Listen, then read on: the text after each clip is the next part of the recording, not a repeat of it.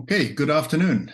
I am Anto Budiarjo. Welcome to Monday Live. This is something that we do every Monday afternoon at 3 p.m. Eastern to try and figure out what the future is like for smart buildings. In case you're wondering who we are listed on mondaylive.org.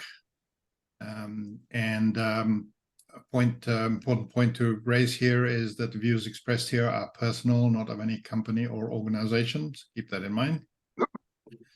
Please do put questions and comments on the Zoom chat. We'd like to make this as interactive as possible. And if you want any of the links on this deck, you'll find this also at mondaylive.org.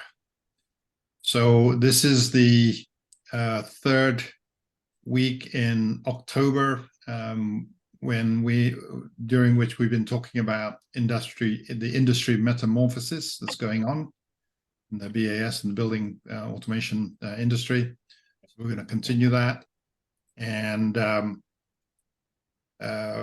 agenda for today, our normal sort of chit chat, news and trends, and then we want to talk really about the changing channel, how the technology and trends that we have been talking about for months here on Monday Live, actually for years, is sort of culminating to what we think as a group that there's some fundamental changes that's sort of going on in the channel in terms of how all of this technology gets to market. So really looking forward to that, and Roger Woodward's going to lead that conversation. And we'll get to that in a minute. But before that, hand it over to Ken. Thanks. Thanks. Yeah, been hectic over here. We're trying to get our programs ready for AHR Chicago. Everybody knows what that's like. It's like herding chickens, trying to get everybody going and trying to find out when they're available. And we're hoping to get online this week. I'm pretty sure we will. An agenda of all the sessions we have. They're very diverse, going a lot of directions, and very pleased with what we've achieved so far, but we'll be getting that. We've actually got a video that we're working on as well to explain the new model that we're working towards as our 25th anniversary. Another one that came up is in one of our sponsors' posts, a couple of words came at me that I wasn't familiar with, so I asked Anto for the decoder ring, and he said that, yeah, these were real things, and there's something that we may start to see coming into our industry, the MQTT broker and the things board. So those are kind of interesting things that the IT folks are doing already. It kind of looks a little bit like IBB, but it'll just be interesting. And then that comes down as I've been trying to decrease the age of our contributing editors, and having some success at that. Our last two contributing editors, they don't want to be us, they want to be themselves, and they come with new names that will change the world. I think that's the message is, and Stephanie is a senior decarbonization engineer. And how often we heard that term before. And so they redefine themselves. They come into the industry, and they like I say, they don't want to be us. They want to be them, and they want to change the world. And I think they're doing a good job.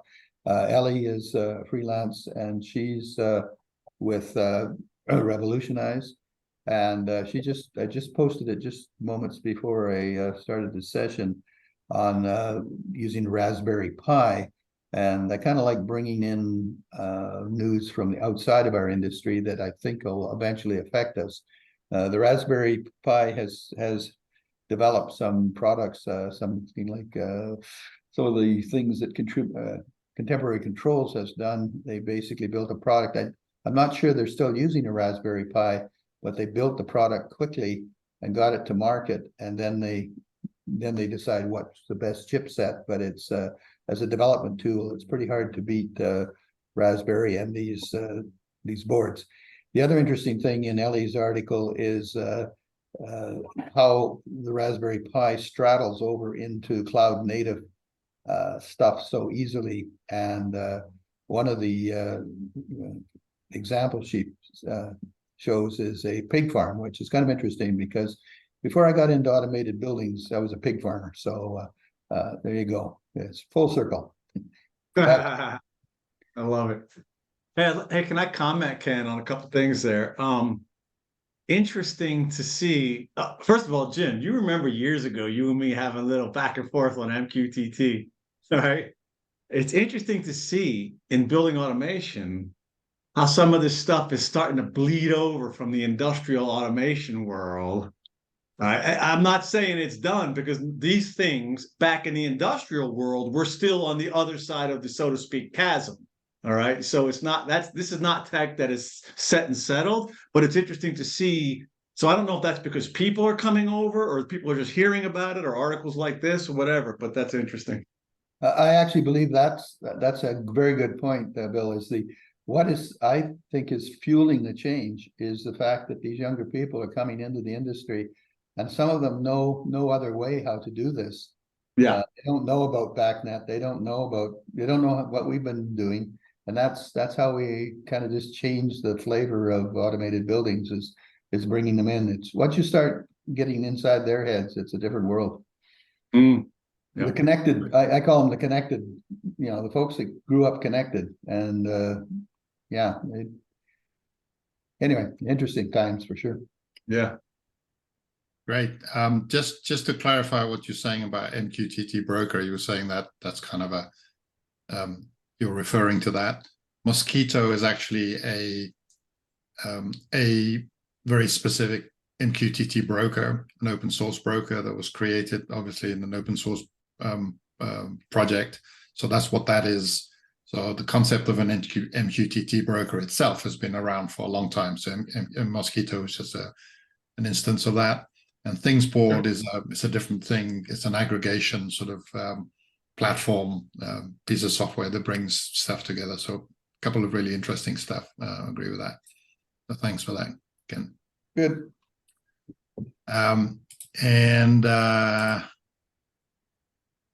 I didn't have a slide for today. I had too much on my plate. Rick is also feeling under the weather, so I'll cover this. We mentioned this last week again. Obviously, we're having the Smarter Summit in Chicago. That is actually held in conjunction with the AHR Expo. It's actually on the Sunday of AHR Expo, so that's the Sunday, the 21st. So reason for pointing that out is to sort of keep that in mind with regards to your travel plans. Be there by Sunday morning-ish. And we're going to have another office hour in the coalition in a couple of weeks, so on November 2nd. So looking forward to that. The normal link board for anything interesting. And then that's it. It's as far as our slides. Any other thoughts or any other things that you want to bring up before we move on? Nope. Okay. So industry metamorphosis, and what we are talking about is the changing channel. And I'm going to share. I'm going to do a new share here to bring up Roger's slides, and then I'm going to hand it over to Roger. So Roger, it's all yours. Nice picture of downtown London there. Yeah, right. That's Dubai, of course. But there are similarities with the Middle Eastern and Dubai, particularly market. A little bit of a crossover between US and Europe. But I put UK because we initially said, okay, include Europe, but Europe is each region in Europe is very different in the way they go to market. The southern sort of Italy, Spain is very different from the Nordics, and Germany is very different again. And I've noticed Hans Kranz is on the call, who was a huge exponent of BACnet. It's totally BACnet orientated. It's the one area where there's a few companies that don't even work much outside of the middle German-speaking market there, which includes companies like Sauter, Kaibach and Peter, Beckhoff, and so on. At Siemens, it's a huge stronghold. And one of the last places they actually do turnkey projects, but more about that in a minute. So if you want to just step on Anto. Just to give you a feel, this is the kind of route to market. On the right, you have the manufacturers, some doing turnkey, very little, as you'll see in a minute. Some trying to provide product and doing turnkey projects. And then you've got manufacturers that are only selling products. They either do that directly through resellers or distributors and wholesalers, people like Distech and Isma Controlli and people like this, where they're just providing product through to system integrators. Part of the sale or the installed system includes the panels and the wiring. Okay, so when you do a project in the UK, it includes all the MV as well as the low voltage wiring, as well as the starter panels. So it really beefs the numbers up, and it breaks down sort of about 25% is product, about 40% is engineering commissioning, and about 35% is panels and wiring. Then traditionally, if you're doing the contracting area, you go through to typically, strangely, controls go through the mechanical contractor, which is a bit crazy, but they're obviously then through to the consultant, the main contractor. And the client is not really engaged at all with the system integrators. And then once the project is finished, at the bottom there, you can actually see there's another route through the facility management or maintenance contractor if there's ongoing work. The interesting step about this now is, and so if you want to step on the next slide, is the introduction of the MSI, because the client is getting smarter, is asking for a lot more things. You know, he's asking for a lot of things to be interoperable, to be interconnected and integrated, like BIM, and things provided by third-party cloud service providers. You know, things like space management and optimization, energy management, and so on, and also their own kind of maintenance management software. And the MSI, as you'll see later, kind of acts as a consultant sat there between a lot of the parties and really bridges the gap between the installed area and the ongoing kind of IT OT role. One area which is holding most of the route to market and lots of things we've been talking about, if you want to do the next slide, and so is these guys are dragging their heels.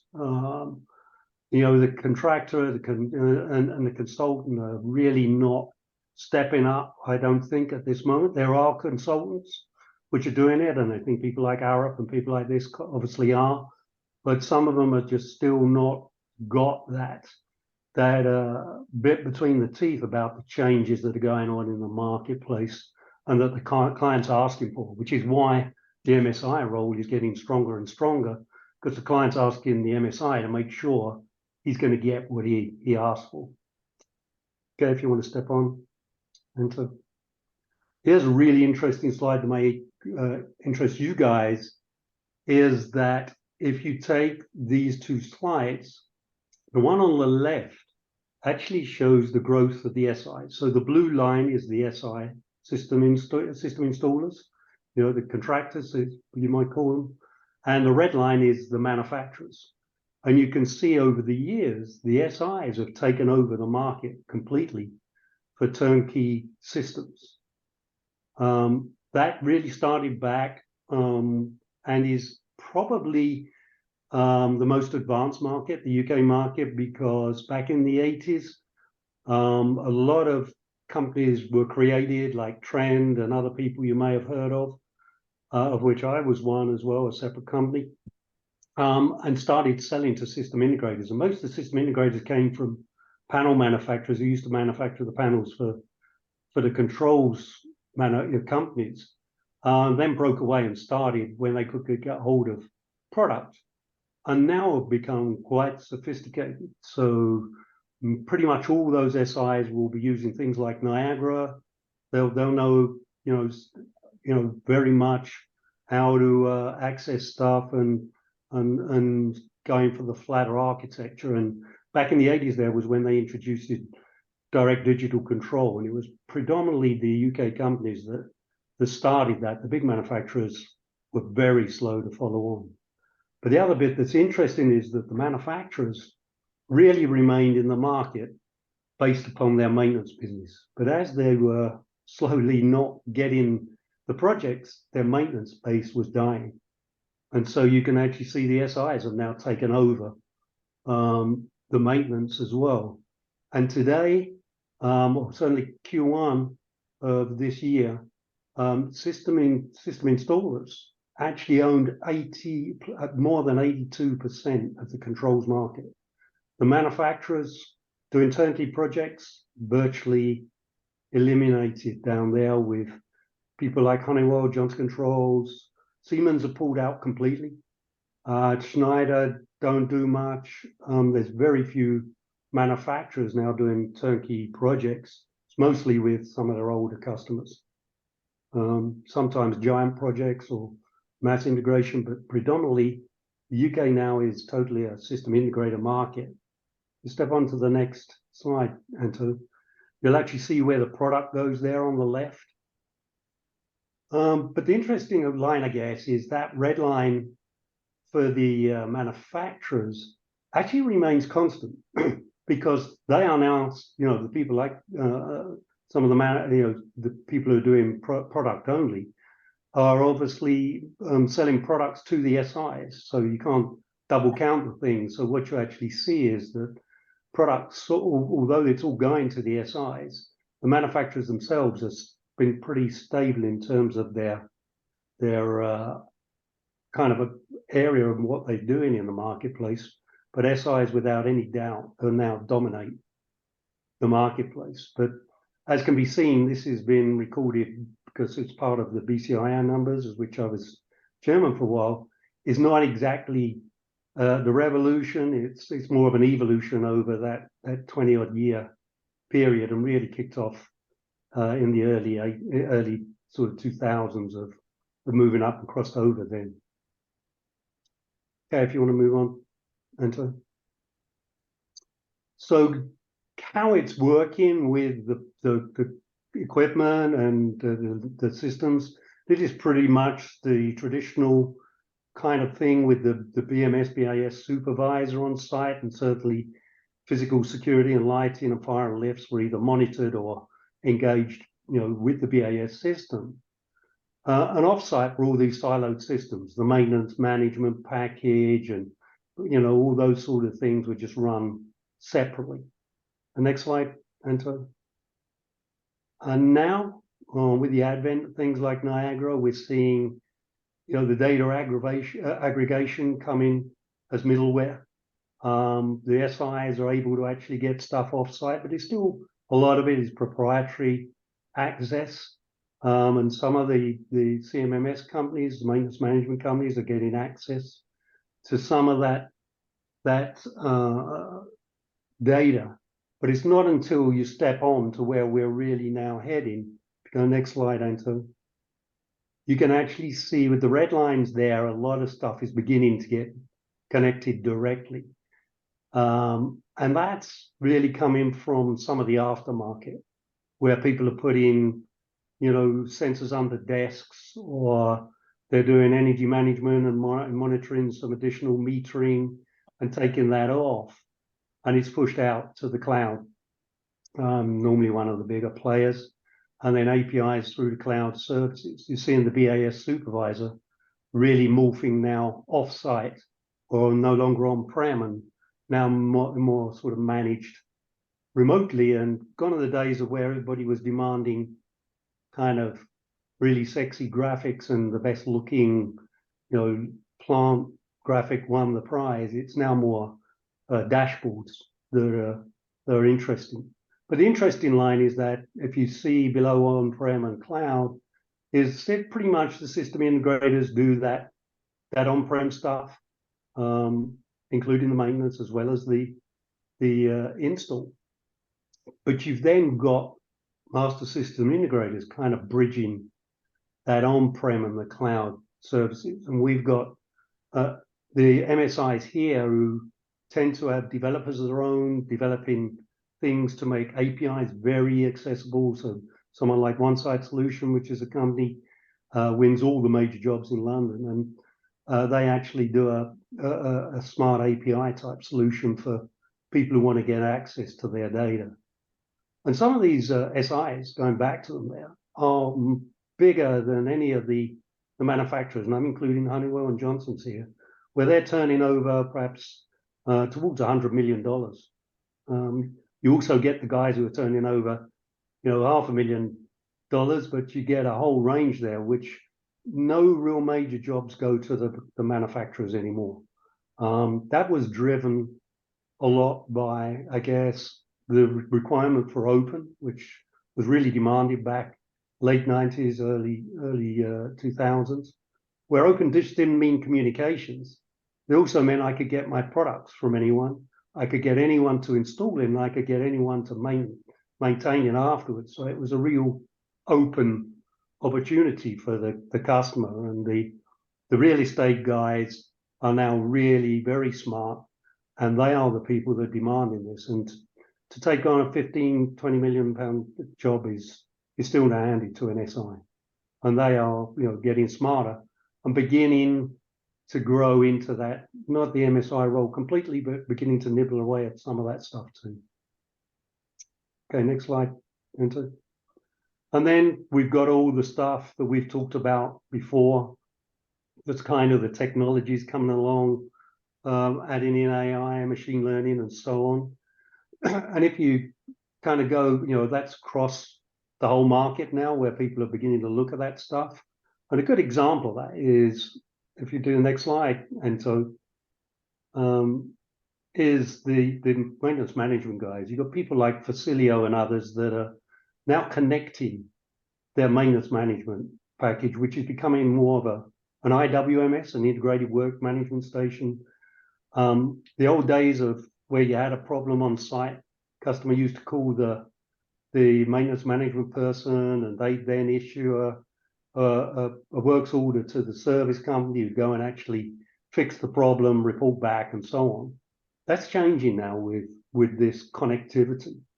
And if you take the next slide, Anto, you can now see what's happening is that's going in to intelligent, smart CMMS packages, where they can actually have the analytics. They'll have teams of analytics people and AI coming into its play now. They can wait alarms as they come in, or they get triaged, and they can add in, hey, if you're going to site and it's the air handler, then whilst you're there, fix the filter, because is it reactive, predictive, and all those sorts of good things you can see down the bottom. And a works order automatically gets sent out to the service provider, who can actually access the site as well. He then goes off with, and really does, instead of 3 visits because nobody knew what it was, then they have to go back and get the right engineer, then get the parts, maybe 3 visits. They now know before you go. So, minimizing downtime for the customer, but and really getting the thing fixed quickly. And once they finish the work, obviously they can just post it on, and it actually goes back into the system. And the maintenance validation is done automatically. It's a kind of a beginning to see the parts of that now with some of the smarter maintenance management packages. And how does that look when you come to the smarter? If you want to go to the last slide, and so when we look at the smarter stack, you can see, those physical parts down the bottom, and the smarts, which is the systems, the data being moved up and out to middleware, to the cloud, and the storage. On the right there, you see all those technologies we talked about, through to the delivery by the SIs, MSIs, and cloud service providers.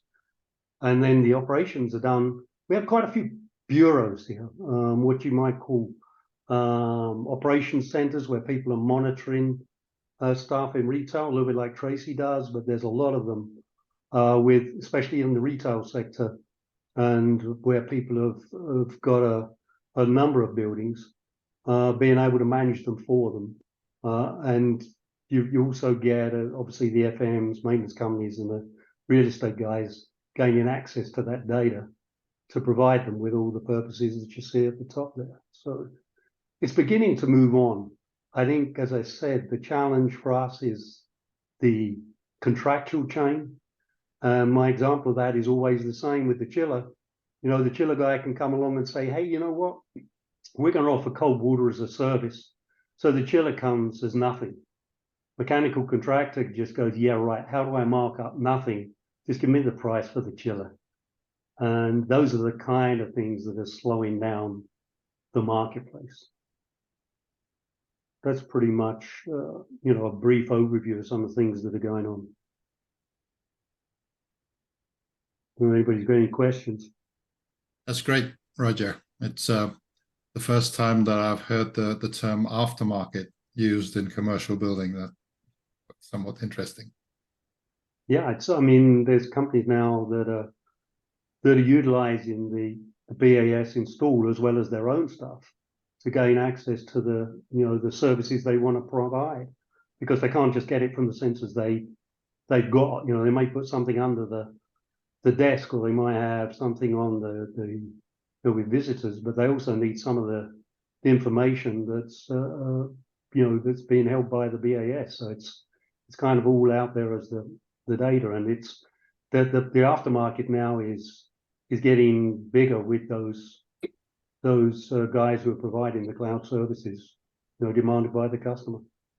Yeah, because aftermarket could be an application, but it can be sensors, the IoT stuff that we talk about. So all of those are actually stuff that was not originally designed in. Correct. And so at the moment, it's kind of, some of that is being connected directly and still in isolation of the other data, but people are encouraging them to put it on a common base. Thoughts, anyone? Questions? Yeah, I have a question. Anto, if you could back up about 5 or 6 slides. There was one slide where Roger had a graph. That unspecified, that pink line. What is the unspecified, Roger? Okay, so this data comes from Building Controls Association, and about 80% of the market reports in these numbers. It's solely a controls, the trade association. It's got its own executive who picks up the data, I say. Some of that unspecified is people who don't belong to the trade association. But if I tell you there's something like 164 companies that are members of BCIA, they come, you know, they do cross the stuff. That's where some of that stuff is in the unspecified. And if I tell you, in the UK, there's something like 425 system integrators. Wow. Wow. In a marketplace that's about $1 billion. Wow. Okay, so the unspecified are people that aren't part of the association. Yeah, pretty much directly. So. Okay. Yeah. That number of integrators, you said 400, how has that changed over the past 5-10 years? Okay, so certainly in previous years, I mean, I've actually done a report and got a study on them all. But principally what happened was that they initially left the manufacturers because they were the panel shop, set up their own business. And then they started bringing in controls when they became available through the new players back in the 80s and 90s. But during that period, as they matured, you know, pretty much it was down to the guy who led the company. As he's got older and he's not actually got an HR department, his wife was probably the finance lady, the HR lady, and the IT lady. You know, people got fed up with it and weren't getting what they needed. That splintered off into other SIs. A few of them have been acquired, so 2 very large ones have been where they've acquired a number of them, and they are utility companies. So Southern Electricity and E.ON are both energy suppliers, and they have their own branches where they bought SIs. But very much so, people feel strong enough to go out on their own because they feel they can service the companies, and they do. You know, they do service the customers better because they're smaller. They tend to have 5 or 6 key customers, and if the guy calls them and says, "Hey, there's something wrong," they'll stop on the way home and have a look at it. Whereas the manufacturers say, hey, have you got a full maintenance contract with us? No, we haven't. Okay, well, we could probably get someone there in a few days or next week. So that's why they've become very popular, as well as the demand for open systems. But a lot of it is splintered, to answer your question, Anto, and they've just grown. There are a lot of small ones, obviously, but there's certainly 10 or 15 who I would say are in the above 30 million, and then scaled down, and obviously you get a lot of those at the lower level. And so, by the sounds of it, these are the smaller ones. Obviously, are sort of predominantly local, sort of regional, physically regional, right? So that's a key attribute that obviously the manufacturer sort of model was difficult to fit into that. Yeah, because that's part of the service that you drop it in your home kind of thing. And someone mentioned this earlier. This looks, I'm beginning to look more like the industrial market, where the manufacturers are product suppliers. In the industrial world, you don't see Allen Bradley or any of these guys doing projects. It's all done by their distributors and their own sort of system installers. And you can see virtually the controls manufacturers now are not even in the game with maintenance and install.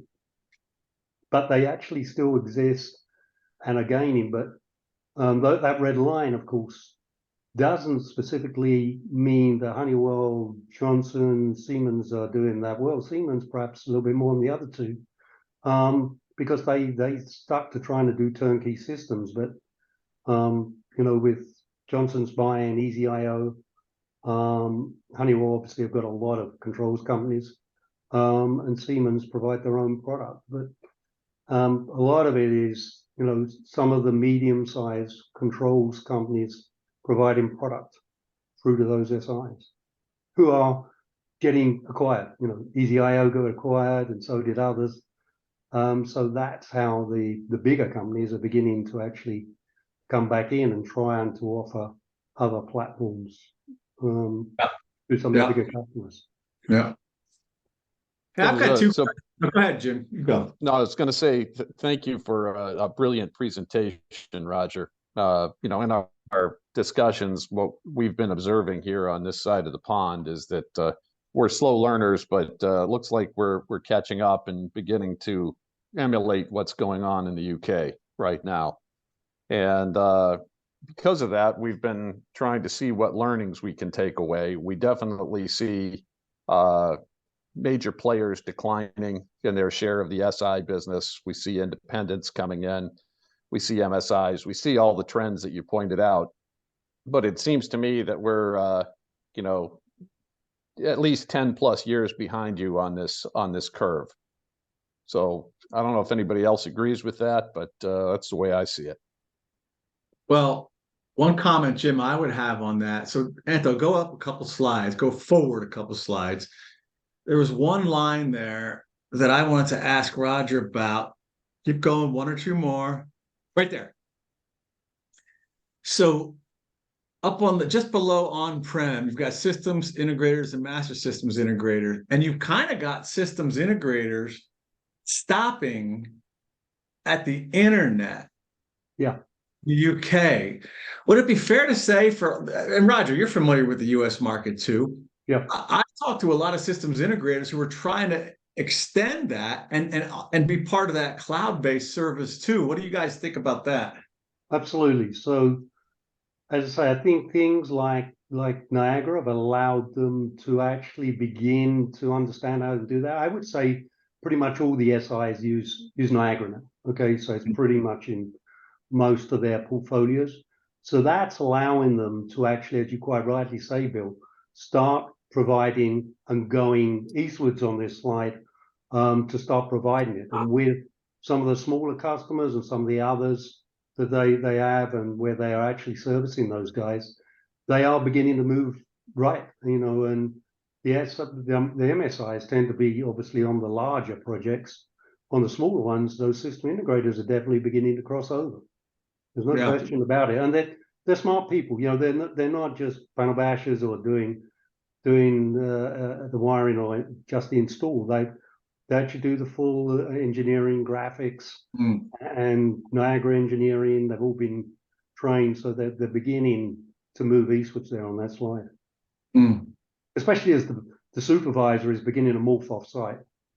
Mhm. Yeah. Right.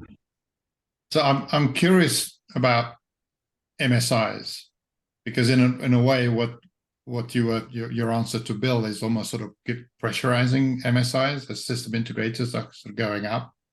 Yeah, and so Um, one of the companies that I work with is One Side Solution. I have worked with them. I mean, I've just known them for years. Who are, you know, probably one of the biggest MSIs. They've got something like, I think I was talking to the other day, they got something like nearly 18 months, 2 years backlog, okay, in MSI work. They also have a division that sells products.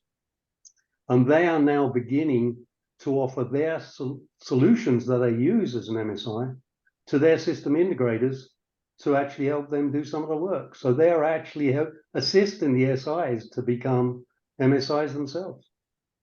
You know, all the API tools and things like this that they've developed over the See, period. that's They're industry actually making them available. metamorphosis right there. That's what we're talking about. That's, you know, somebody creates a product, they productize something like this company you're referring to in London. Yeah. They go, wait, we got something good here. Let's create a channel down below us and we'll let them do. I mean, that is metamorphosis right there. Yeah, that's and the they pattern can, that we're starting to see here. Yeah. That's I mean, you do that, Tracy, to some degree, right? We can't hear you. You're muted. All right. So forget Tracy, man. Nothing, buddy. Sorry. So I'm curious though, if you go all the way back to the first two slides, Anto, you go ahead forward where you did the red, where these things need right here, need for change. I was thinking, Roger, that yes, I get your logic there. And I was looking down at the lower right, resellers and wholesale distributors, and I was wondering if you were going to highlight them for need for change. Is there value in the channel growing, decreasing? Do you see that shifting down at the distributor reseller level? yeah, so those resellers, for instance, the MSIs also tend to have a base because they've been evolving of reselling the products. Mm-hmm. So people, you know, like Earsma Controlio or EasyIO are selling to the resellers or the MSIs who have perhaps 100 SIs they provide product to competitively. Okay, so these MSIs are in quite a good position to be able to actually have a base of SIs they work with. They're able to provide the product. They offer smart products. They offer, you know, a whole range of stuff through to the SIs.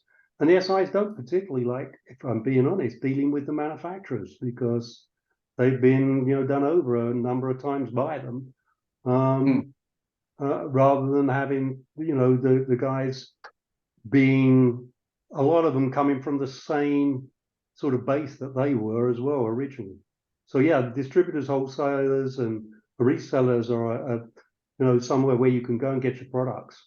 And the SIs tend to go to those people rather than the bigger manufacturers. But some of those independents are being acquired, as we've seen with EasyIO and Distech, although Distech is with a lighting company, not a controller manufacturer. So I'm clear that the MSI is the major disruptor here. Yes. And the SIs, I think, because they're getting smarter. And I would say it's been my view that distributors were trying to transform themselves to offer services. I just haven't been able to see them able to do that. No, and so it was the MSI. Product only. Yeah, they're product only. You know? Yeah. Yeah. Roger, I'm sorry, go ahead. No, I was going to say, a lot of those distributor wholesalers are selling now lower level stuff like valve sensors and actuators rather than the smarter products. Sorry, Jim. No, I was going to say, so if we look at some other major trends that are going on, we know that the major controls manufacturer were making huge revenues in China for the last couple of decades. And we know that primarily due to the crash in China, that business is going to go away. And when you look at Office Armageddon with office space at values of half of what it used to be, we know that that business is going to evolve as well. How do you, at least in the UK, how do you see that touching this ecosystem of your industry association over there? Okay, just to follow through on that, Jim, I think in China and Middle East, they still like to deal with the big companies. Okay, so they still tend to be buying from the Honeywell, Siemens, and Schneider, and I think in the Middle East, the big companies will throw a lot of money at it because they know there's a lot of big projects there. We're talking hundreds of millions, in some of those places like Saudi. And certainly in China, they tend to move with the bigger companies too. But as we move forward, as you quite rightly say, with the challenge of what's going to come, I actually see a lot of casualties with some of the SIs. They're not going to be able to do that. I think it's those that can adapt, because somewhere around 78% of the market is retrofit and refurbishment, and that can only get stronger. We'll see, I think, a complete reduction in new build, mostly be retrofit and refurbishment. And it'll be those that have those relationships with the clients that will win. But I do think there will be a lot of casualties in the system integrator market. I think there will be, certainly some more developments with the cloud service providers with better utilization of buildings. And I think that, you still see the client having to change his buildings, because it's going to be a buyer's market in terms of those people who want to actually take some space, albeit it'll be smaller. But, the leases are going to be shorter. And the client's going to have to be pretty nimble on his feet to actually have a better building to attract the customers. We've talked about this before. The smarter buildings will actually attract a better client and perhaps a better rates per square foot. Mm.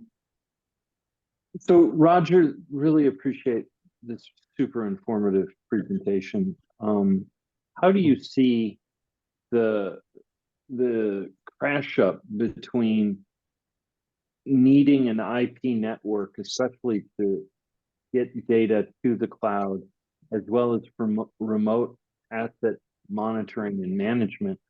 How do you see that IT need being in conflict with, say, the building owners, like if it's an owner occupant? Basically, how are you seeing IT and secure IT and cybersecurity shaking into all of this? Okay, so that again, David, is where the MSI is coming in. The client's calling in him because he's both OT and IT conversant, and he's helping with that, so he'll be fully aware of what the customer's solutions are on site. We know that obviously the IT department in most companies have been reduced now because of obviously using different rather than on-prem servers and things to having stuff off-site. So you don't need all the people they had, but you're beginning to actually see the client working with the MSI through to the IT department to ensure that they're getting what they need, and to ensure that when the SI or the manufacturer, whoever's installing systems, actually comply. And people like Google have people who test products that go on their network. So there's a company here called Forest Rock, and in the US, it's Buildings IoT. They have them test products before they sit on their network. So that's becoming more and more, and I think that people are beginning to sell their services like that to actually ensure that the customer has these intelligent people sat in between to ensure that they are sort of cyber aware of the fact that they've got to have safe products. And thank you. And a follow-up to that, do you feel that looking at things from a portfolio perspective instead of a building by building perspective is driving a lot of this? Yeah. So we got a couple of companies, a little bit like Alberio in the US, where they're beginning to acquire SIs, and they will have their own bureau or remote monitoring solution, and they will be picking up people, not just retailers, but people who do have building portfolios and managing some of that for them. The REITs have, perhaps some of their own monitoring and management now. We got some big ones, Land Security, British Land, Segro, people like this that are huge, own most of London and need to keep their own portfolio under check, and that's why they're getting smarter than almost anybody else in the chain, because they've become much more aware of what controls do these days, and BAS and all the services that come in, whereas it used to be kind of magical stuff that nobody told anybody about. They're a lot smarter than they ever used to be, and totally engaged, and which is why they're challenging the consultants and contractors who are being very slow to change, and utilizing the MSI to do that, to ensure they get what they request. And then following on to that, do you see a drive towards, decarbonization and lowering carbon footprint, both, with operational carbon and the whole drive towards ESG reporting, having a driving hand in this as well? Yeah, I see it. I mean, I must admit, as an individual, I'm a bit cynical about this, because I think, we talk about greenwashing and things like this, but Of course. the bigger companies need to be seen to be green, right? And Yep. so whatever it takes, they'll have to have something. The last thing they can afford to do is have a tower block with all the lights on at night, or pumping, smoke out the top, or cooling towers running. So they are actually getting people and pushing, particularly because it's up and running again, on the aftermarket. So they'll push their FM contractor to actually do that, who engages again with the MSI, because the clients are asking them. And every time you win a facility management contract, there will be within that contract an energy reduction requirement, as put in by the client, to say, hey, well done, you've won the business, but part of that, you need to reduce our energy by 10% over the next 3 years, or whatever the numbers are.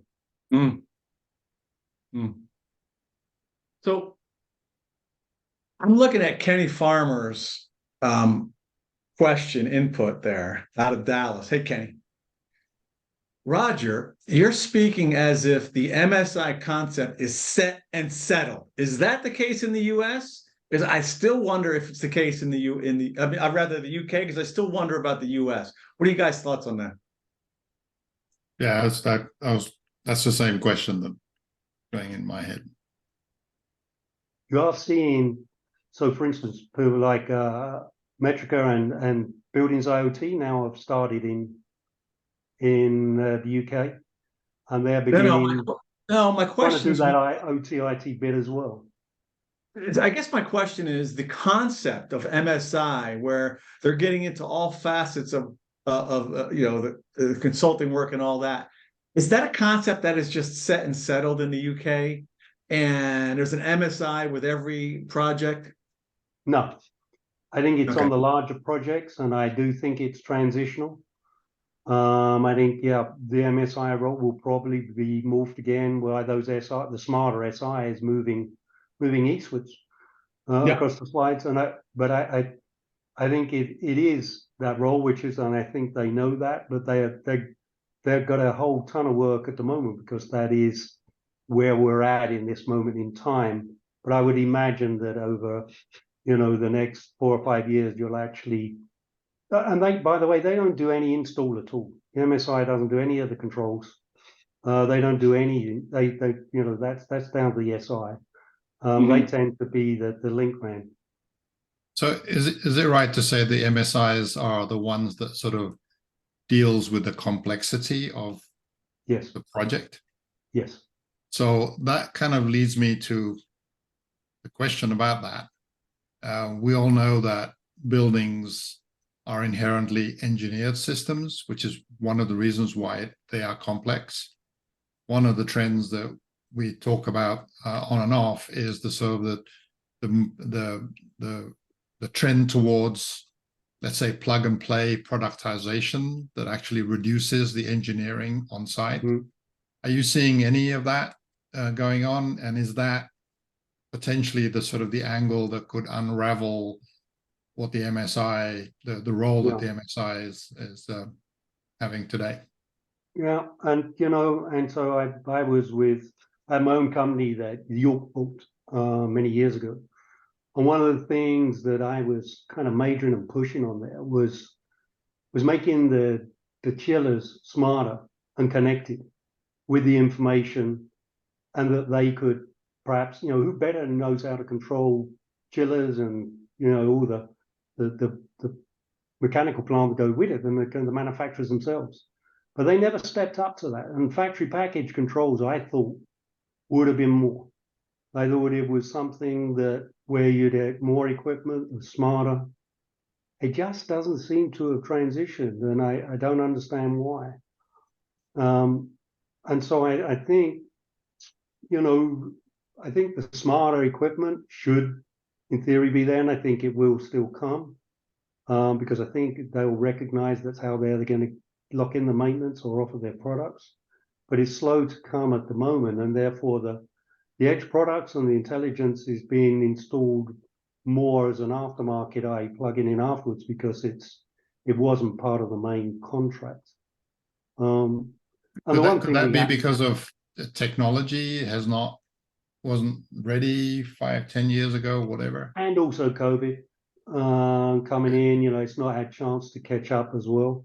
I think the technology's been around. I don't think this is a technology issue. I think it's, there could plenty of stuff that we could offer in terms of pricing and structure. I just don't think you get the install or the initial project is got a price and always needs to be reduced. So you end up with certain things being cut out, and then the customer ends up asking for them at a later stage. I guess the one thing that I haven't got on here, which is taking off, and I think will really come to the fore when we get into that retrofit refurb market that the client is asking for, is the wireless solution. With the LoRaWAN, and we're seeing companies like Mileside and other ones now are being added to some of the product portfolios of the people who are selling controlled products as independents. And you're probably going to see a lot more, I think, in the near future of wireless products added in, because you can run around a bit, a floor and complete, in a wireless solution, and stick a temperature sensor and a few other things in pretty damn quickly, rather than have to rewire the place, which is usually the challenge for retrofit and refurbishment, is the wiring, not the sensors and the valves and the actuators. I don't know if you guys can hear me now. Yeah. Maybe. Yep, good.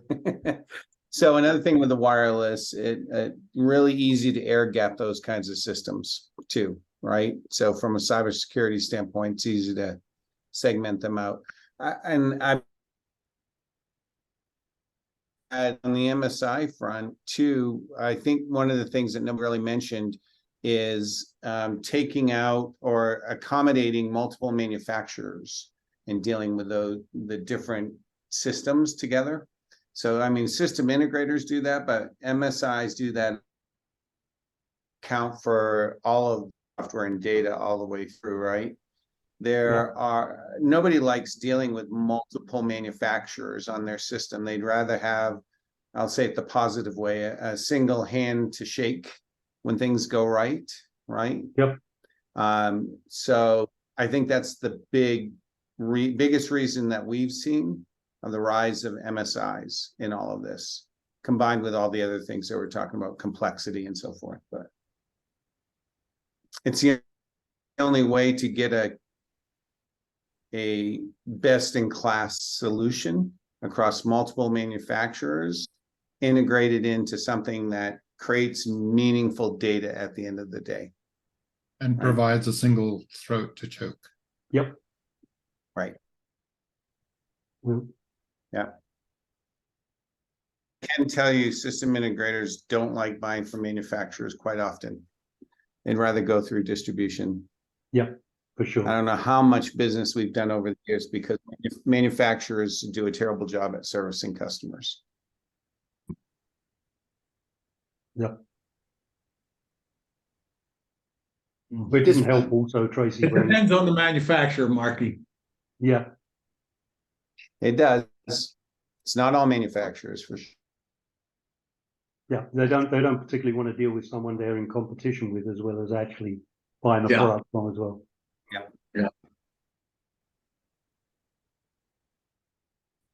Cool. This has been great. Thank you again, Roger. This has been great. Anybody feel that they want to wrap up what we learned here? Anna, you've been very quiet, and Ken, you've been very quiet. Well, I'd like to thank Roger. That was amazing production, and he's obviously done it before, but lots of great information, and you know, trying to take some of those relationships and put them into a graphic is a challenge. So been a lot of thought going into that. Well done, Roger. No, thank you. Appreciate it.